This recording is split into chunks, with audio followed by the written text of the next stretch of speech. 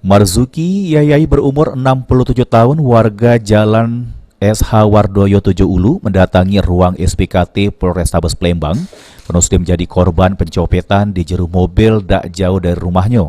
Kejadian tersebut menurut korban pas dia nak balik ke rumah, lalu korban diparai oleh pelaku yang ngaku kenal sama korban karena percaya korban melok pelaku masuk jero mobil. Pas di jero mobil, korban dipasang pelaku sabuk pengaman. Tiba-tiba korban curiga sama pelaku yang ngajak korban muter. Sehingga korban minta turun dari mobil. Sudah turun dari mobil, korban meriksa kantong, rupanya dompet berisi duit Rp300.000 sama surat-surat bergo hilang di beg pelaku. Nanya ke kenal apa tidak sama kita kan? Baik bapak tu dah lama je tak kenal sama kita, tak kenal baik. Jadi suruhnya masuk mobil.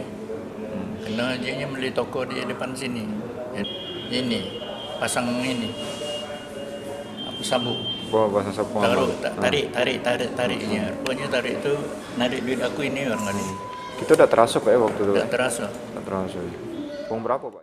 Atas kejadian ini, polisi ini masih ngelaku penyelidikan dengan cari keberadaan pelaku. Abidi Nirwanto, PAL TV.